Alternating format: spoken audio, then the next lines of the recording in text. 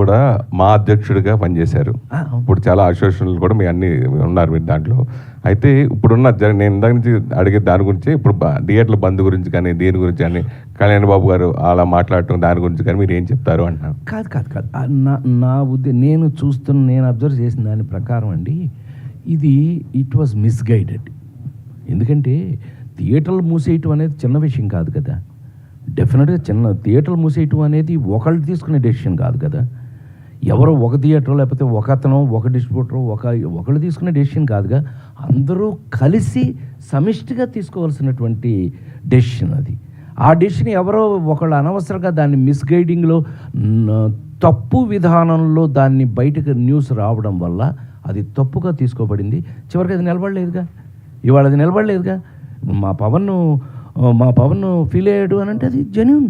తను ఎందుకు ఫీల్ అయ్యాడు అని అంటే ఇదేంటి నా సినిమా రిలీజ్ ముందు ఈ మాట ఎవరన్నా కానీ దానికి కారకుడు ఎవరో పట్టుకోవాలి. ఇప్పుడు నువ్వు మీ పని అది మీరు పట్టేస్తారు ఎలాగో.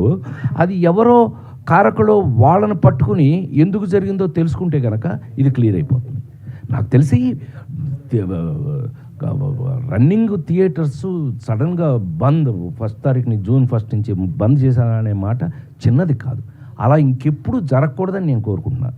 48 సంవత్సరాలుగా ఇండస్ట్రీలో ఉండి అలా పిచ్చి డెసిషన్ గబుక్కుని ఏదో ఎవరో అన్నారండి, ఎవరో అన్నది అందులోకి వచ్చేసింది, అది మీ అందరికీ ఎవరో చెప్పుంటారు, ఆటోమేటిక్గా మీరు వేసేస్తారు. మీకేముంటుంది, న్యూసే కదా మీకు.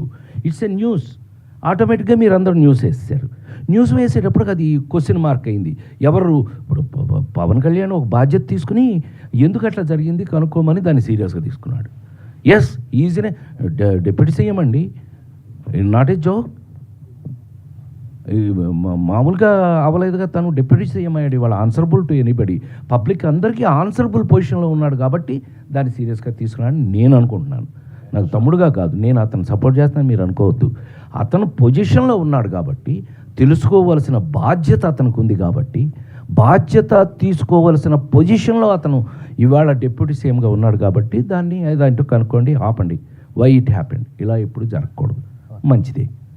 ఎందుకు జరిగిందో తెలియదు కానీ ఇంకెప్పుడు ఇలా జరగకూడదు అనేది మాత్రం 100% ఒక మంచి డిసిషన్. Hi sir.